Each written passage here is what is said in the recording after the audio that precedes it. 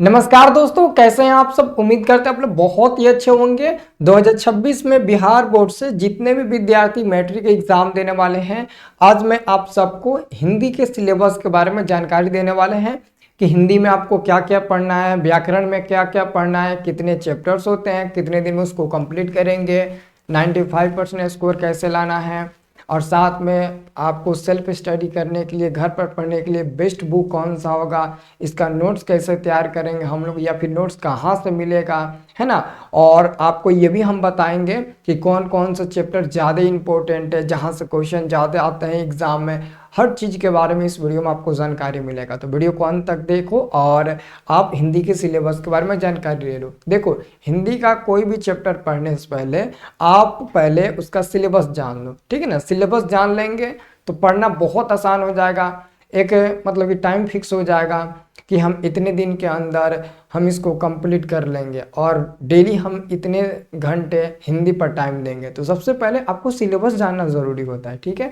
चलिए, तो वीडियो को एक लाइक कर दीजिए और चैनल को सब्सक्राइब नहीं किए होंगे तो आप ज़रूर कर लेना। हम आपको बहुत ही बेहतरीन ढंग से एक्सप्लेन करके आपको बताएंगे। और कहते हैं ना कि कोई भी शुभ काम करने से पहले गणेश जी का आशीर्वाद लेना बहुत ज़रूरी होता है। तो हम लोग एक बहुत ही बेहतरीन शुरुआत कर रहे हैं 2026 के लिए, क्योंकि हम लोग हिंदी के सिलेबस के बारे में जानकारी लेकर उसके बाद से चैप्टर वाइज हम लोग पढ़ना शुरू करेंगे। तो एक न्यू शुरुआत है।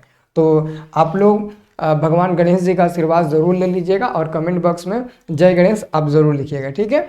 और उसके बाद से दोस्तों एक आपके लिए एक मोटिवेशन है। अगर आप बीच में कहीं रुक जाओ तो ये मोटिवेशन शायद सुनने के बाद आप नहीं रुक पाओगे, है ना, नहीं रुक पाओगे। दुनिया की हर चीज़ ठोकर लगने से टूट जाती है। ये 100% बात सही है कि दुनिया की हर चीज़ ठोकर लगने से टूट जाती है। एक कामयाबी ही है जो ठोकर लगने के बाद आती है।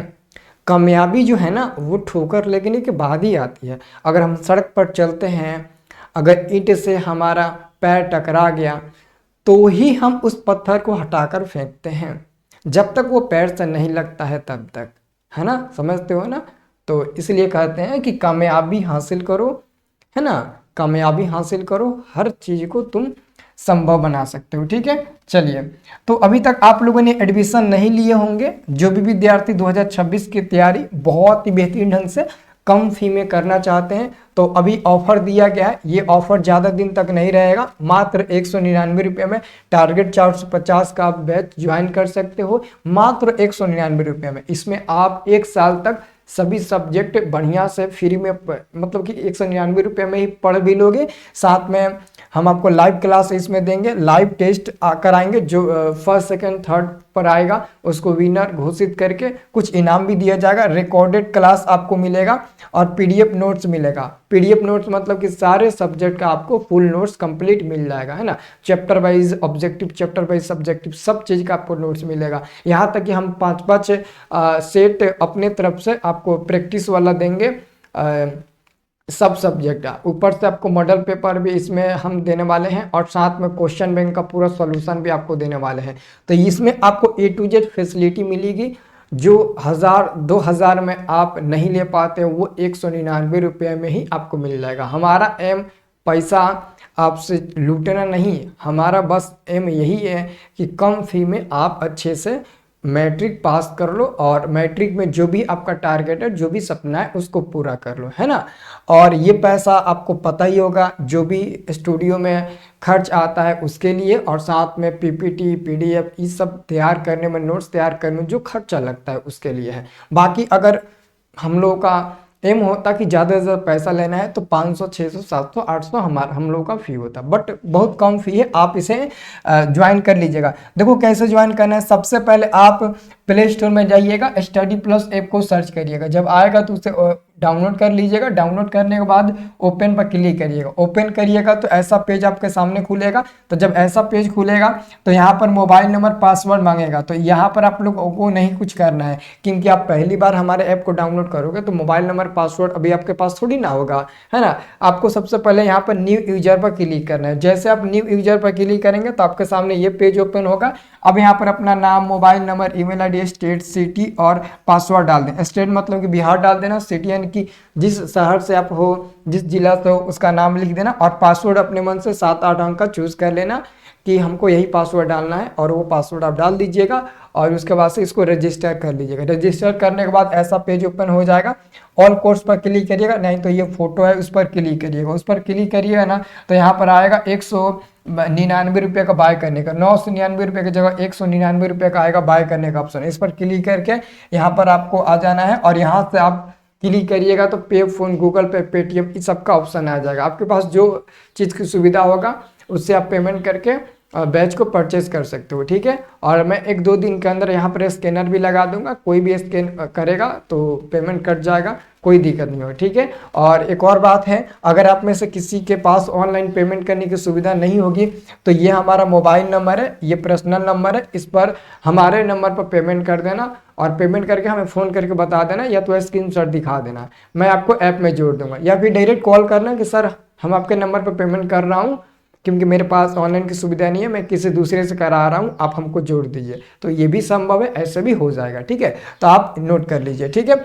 चलिए तो हम देखते हैं अपना सिलेबस। देखो सबसे पहले आपको मैं बता दूं कि क्या क्या आपको पढ़ना है। हिंदी में क्या क्या पढ़ना है? हिंदी में आपको 3 बुक्स पढ़ना है। कौन कौन सा बुक्स पढ़ना है आइए मैं आपको बता देता हूं।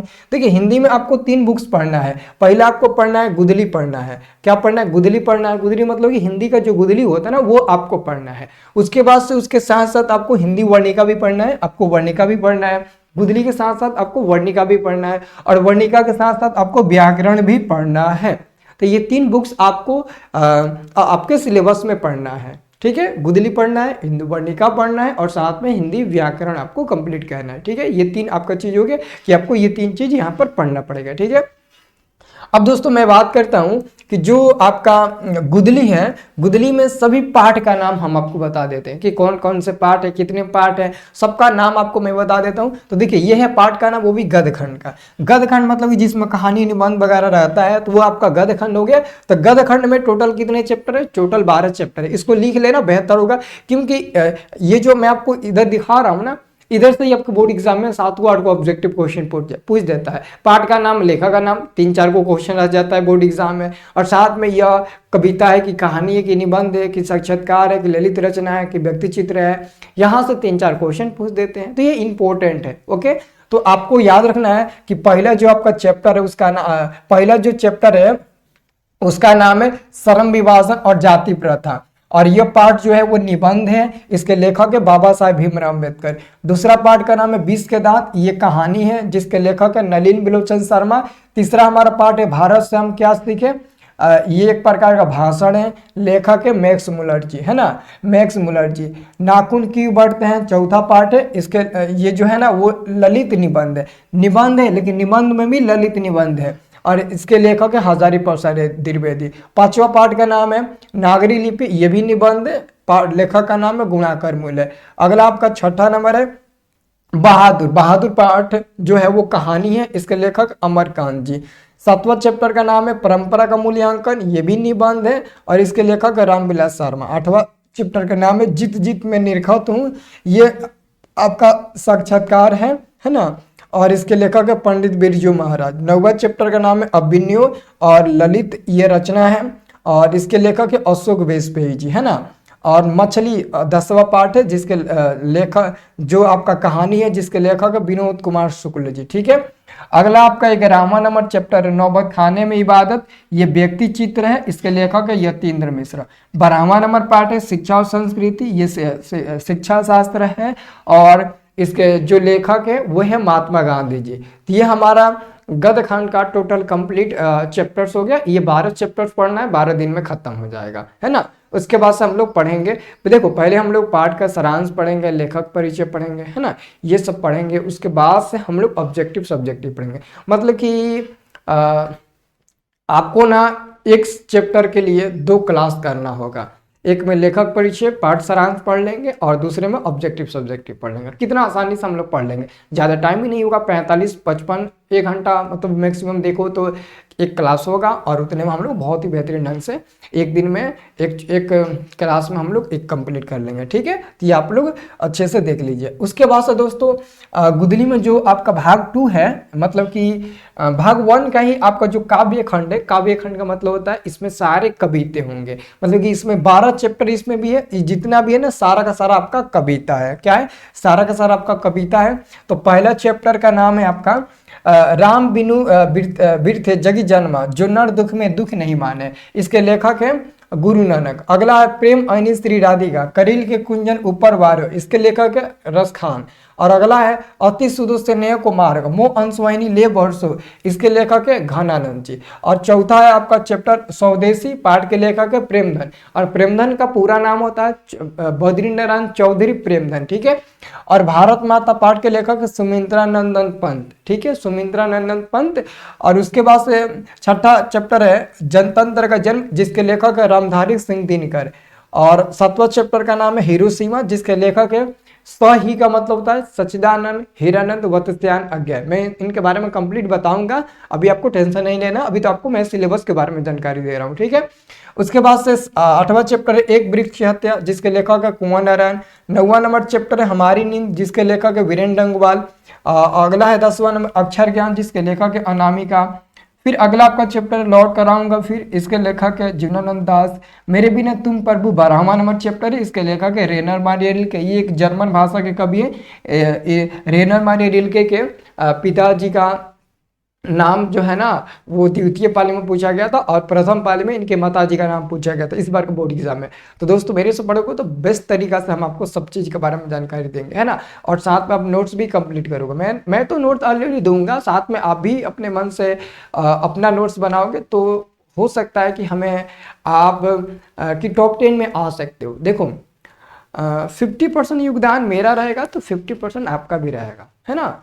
अब आप इस पर डिपेंड मत रहना कि पूरा सर ही पढ़ाएंगे और सर पर हम डिपेंड है, तो जब सर क्लास करेंगे तो हम करेंगे, नहीं कराएंगे तो नहीं करेंगे, है ना। ऐसा बिल्कुल नहीं होना चाहिए। ठीक है ना। आपको पता ना किसी भी इंसान के सफलता के पीछे एक व्यक्ति का हाथ नहीं होता है ना। सही बात है ना। जैसे आप अगर टॉप 10 में आते हो तो मेरा भी योगदान रहेगा और ज़्यादा से ज़्यादा आपका योगदान रहेगा, क्योंकि आपने मेहनत किया, ऑनलाइन के अलावा अपने सेल्फ स्टडी पर ज़्यादा फोकस किए, इसलिए आप खुद से भी नोट्स बनाने की कोशिश करिए, है ना।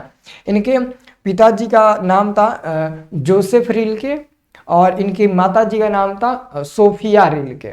तो ये दोनों क्वेश्चन इस बार के बोर्ड एग्जाम में पूछा गया था, है ना। हम बताएंगे कौन कौन क्या क्या कहाँ पर पूछा जाता है। अब दोस्तों हम बता देते हैं जो आपका भाग 2 है हिंदी वर्णिका। हिंदी वर्णिका में मात्र 5 चैप्टर है। हिंदी वर्णिका में 5 चैप्टर है, 5 चैप्टर कहानी है, कोई भी निबंध नहीं है, 5 कहानी है। पहला है ढाते विश्वास, जिसके लेखक है श्रीनिवास जी। दूसरा है आपका पहला क्या है, पहला आपका चैप्टर है दही वाली मंगम्मा, सॉरी ढाते विश्वास मैंने बोल दिया। पहला नंबर आपका चैप्टर है दही वाली मंगम्मा, जिसके लेखक श्रीनिवास जी। ये कहानी है। दूसरा ढाते विश्वास, जिसके लेखक सातकोड़ी होता है, ये भी कहानी है। तीसरा है माँ पाठ, जिसके लेखक है ईश्वर पटलीकर, ये भी कहानी है। चौथा है नगर, जिसके लेखक है सुजाता, ये भी कहानी है। और 5वां है धरती कब तक घूमेगी, ये भी कहानी है, जिसके लेखक है सामर दैया। ठीक है, ये 5 चैप्टर है और हिंदी वर्णिका में 5 चैप्टर को पढ़ना है। ठीक है। अब दोस्तों हम आपको बता दें कि हम लोगों को व्याकरण में क्या क्या पढ़ना है। व्याकरण में दोस्तों बहुत लंबा पाठ है, मतलब बहुत इसमें ज़्यादा पार्ट है, और इसमें दोस्तों हर चीज़ के बारे में पढ़ना बहुत ज़रूरी होता है, क्योंकि अभी मैं आपको एग्जाम पैटर्न में बताऊंगा। आपका एग्जाम पैटर्न क्या है वो भी मैं आपको अभी बताऊंगा। ठीक है ना। एग्जाम पैटर्न भी क्या है वो भी मैं आपको अभी बताऊंगा। ठीक है ना। आप टेंशन मत लीजिए। ठीक है। सबसे पहले आप देखिए कि सभी पार्ट का नाम एक बार देख लीजिए कि क्या क्या इसमें हम लोग पढ़ना है हिंदी व्याकरण में, है ना। सामान्य हिंदी व्याकरण में आपको क्या क्या पढ़ना है ये पहले आप देख लीजिए। ठीक है, अच्छे तरीके से। तो हम आपको बताना चाहते हैं इसमें आपको क्या क्या पढ़ना है। सबसे पहले आपको वर्ण विचार पढ़ना है, फिर संज्ञा पढ़ना है, वचन पढ़ना है, लिंग पढ़ना है, काल पढ़ना है, सर्वनाम, विशेषण, क्रिया, वाक्य, वाच्य, कारक, अव्यय, संधि, और साथ में आपको समास भी पढ़ना है ना। साथ में आपको समास भी पढ़ना है। उसके बाद से पर्यायवाची शब्द पढ़ना है, विपरीतार्थक शब्द, उपसर्ग, प्रत्यय, शब्द शुद्धिकरण शब्द पढ़ना है, वाक्य शुद्धिकरण, अनेक शब्दों के लिए एक शब्द, मुहावरा पढ़ना है, पदबंध पढ़ना है, विलोम शब्द पढ़ना है, विराम चीज पढ़ना, विराम चिन्ह पढ़ना है, ये तमाम आपको चीज यहाँ पर पढ़ना है। Okay, any problem? अगर कोई प्रॉब्लम है कमेंट करके ज़रूर बताना, ठीक है। और वीडियो को लाइक नहीं किए हैं आप लोग, वीडियो को लाइक ज़रूर करना, ओके। अब दोस्तों मैं आपको बता देता हूँ एग्ज़ाम पैटर्न क्या होता है।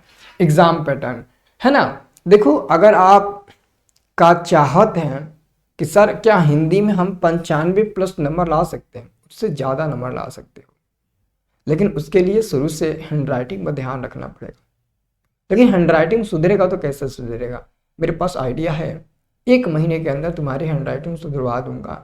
लेकिन याद रहे, मैं जो कहूँगा वो करना होगा, 1 भी रुपया खर्च नहीं करना पड़ेगा, फ्री में आपका राइटिंग मैं सुधरवा दूंगा। राइटिंग के साथ साथ तुम पढ़ने में तेज भी हो जाओगे, मेरे पास जुगाड़ है। लेकिन अगर आप कहोगे तब तो कमेंट बॉक्स में बोलो, मैं जैसे कहूँगा वैसे करोगे तो राइटिंग सुधरवा दूंगा, पक्का प्रॉमिस करता हूँ, ठीक है।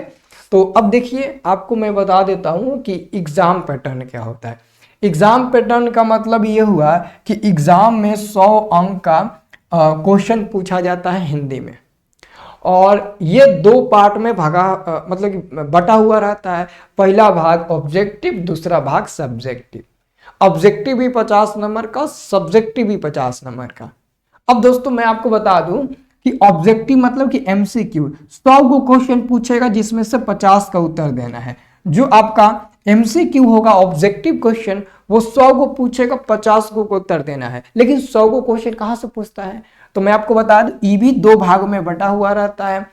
पहला भाग में दोस्तों गुदली प्लस वर्णिका। गुदली प्लस वर्णिका मतलब समझते हो ना, गुदली में 24 को चैप्टर है, वर्णिका में 5 को चैप्टर है, तो लगभग दोस्तों 29 को चैप्टर मिलाकर 45 अंक का ऑब्जेक्टिव क्वेश्चन पूछे जाते हैं। अब आप कहेंगे सर दोनों किताब मिलाकर 45 को ऑब्जेक्टिव क्वेश्चन पूछा जाता है? हाँ सर, हिंदी गुदली और साथ में हिंदी वर्णिका, इन दोनों से 45 अंक का ऑब्जेक्टिव क्वेश्चन पूछे। कभी कभी 50 कर देता है, लेकिन 44, 43, कभी कभी 40 से रह देता है, कभी कभी 48, कभी कभी 47। इसलिए अप्रोक्सी हम लोग माने हैं कि 45 ही पूछता है, ये आपको याद रखना है। तो 45 ऑब्जेक्टिव क्वेश्चन आपका हिंदी और हिंदी वर्णिका से पूछ देता है, तो ये आपको याद रखना है। और उसके बाद से दूसरा पार्ट आपका आता है व्याकरण। व्याकरण से 55 अंक का क्वेश्चन पूछा जाता है। और व्याकरण में क्या क्या पढ़ना मैंने आपको बता ही दिया, इसमें क्या क्या पढ़ना सब मैंने आपको बता दिया। तो दोस्तों व्याकरण देखो शुरू में लड़के अच्छे नहीं करते हैं तो लास्ट में उनको दिक्कत होता है। वो लोग समझते हैं, देखो शुरू से लड़के ना केवल हिंदी पर ध्यान देते हैं, कहानी पढ़ना, कविता पढ़ना, माथा खराब कर लेते हैं। और कुछ ऐसे भी लोग होते हैं ना जो आता है उनको वही बताते हैं, ऐसा नहीं होना चाहिए। जो चीज आपको नहीं आ रहा है वो चीज सीखने के लिए आप मोबाइल लिए हो, यूट्यूब पर सर्च मारे हो, या फिर जो चीज तुमको आता है वही चीज पढ़ने के लिए सर्च किए हो, ऐसा नहीं है ना। जो चीज हमको नहीं आता वो हम सीखेंगे। आपको पता है कि हिंदी और प्लस वर्णिका ये हम खुद से भी अगर चाहेंगे तो सेल्फ स्टडी कर लेंगे। कहानी कविता है तो खुद से भी पढ़ लेंगे। बाकी ऑब्जेक्टिव क्वेश्चन सब्जेक्टिव में ही करा दूंगा, ये संभव हो पाएगा। लेकिन इसमें आप अपने मन से क्या क्या पढ़ लोगे, नहीं पढ़ पाओगे। कुछ चीजें समझना पड़ेगा। समास में आप समास अपने मन से पढ़ लो, लेकिन पहचानने का ट्रिक ही नहीं पता है तो कैसे समझ पाओगे, नहीं समझ पाओगे ना। इसलिए लेकिन फिर भी चिंता मत करो, मैं तो आपको सब पढ़ाऊंगा, ठीक है ना, मैं तो आपको सब पढ़ाऊंगा। तो ये हमारा हो गया है ना, तो ये हमारा 55 नंबर का, ये हमारा आ गया 45 नंबर का। तो दोनों जोड़ोगे तो 100 मिलेगा। अब 100 में आपको 50 का ऑब्जेक्टिव का उत्तर देना है, बहुत आसानी से दे दोगे। अब मैं बात करता हूँ सब्जेक्टिव क्वेश्चन, ये भी 50 अंक का होता है। तो दोस्तों सब्जेक्टिव में 5 क्वेश्चन पूछे जाते हैं, मतलब 5 टाइप के क्वेश्चन पूछे जाते हैं। पहला दोस्तों गद्यांश पूछेगा। गद्यांश दोस्तों 4 को पूछेगा। कहो दिख रहा है ना, 4 उंगली दिख रहा है। गद्यांश 4 को पूछेगा, इसके सामने हम लिख देते हैं। गद्यांश 4 को पूछेगा जिसमें से 2 को का उत्तर देना है, और एक गद्यांश 10 नंबर का होगा। तो 2 गद्यांश 10 दूना का 20 अंक का गद्यांश हो गया। गद्यांश का मतलब होता है हम एक चिट्ठी लिख कर दे दिए, उस चिट्ठी को पढ़ो और जो क्वेश्चन पूछेंगे उसी में से जवाब देना है। मतलब कि उसी में से आपको खोजकर आंसर लिखना होता है।